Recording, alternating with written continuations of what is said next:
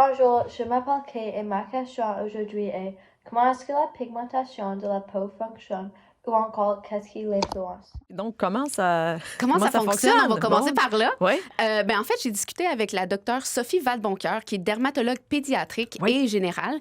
Donc, globalement, là, la pigmentation vient de la production de mélanine qui se fait par les mélanocytes qui sont à la base de la première couche de peau. Et c'est notre génétique qui va vraiment déterminer notre couleur de peau.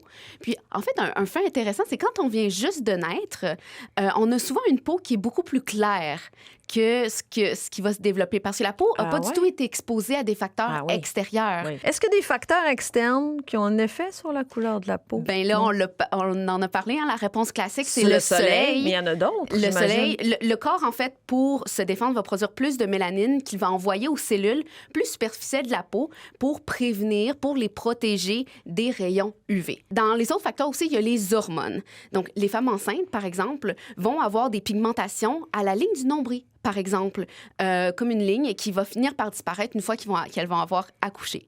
Il y a certains médicaments aussi qui peuvent amener à une pigmentation de la peau en augmentant la production de mélanine. Ah oui. Le vieillissement aussi. Avec l'âge, les cellules peuvent faire un petit peu de folie.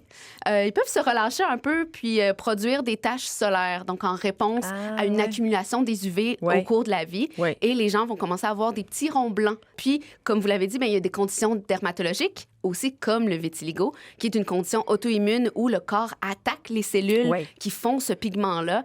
Et ça va amener à des taches blanches à travers le corps. En terminant, quels conseils on peut donner pour bien s'occuper de sa peau? Ça, c'est une très bonne question. Hein? On le voit avec le soleil, on en a parlé. Donc, voici les conseils de la docteure Sophie Valboncoeur.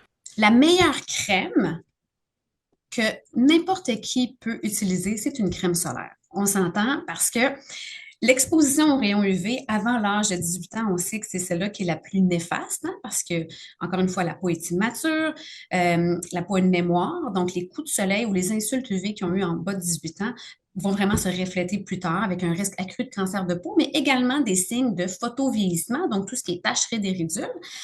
Donc, il faut vraiment bien se protéger. Je pense qu'avec tout ce qui existe comme produits cosmétiques sur le marché, on peut assurément trouver une formulation qui nous convienne.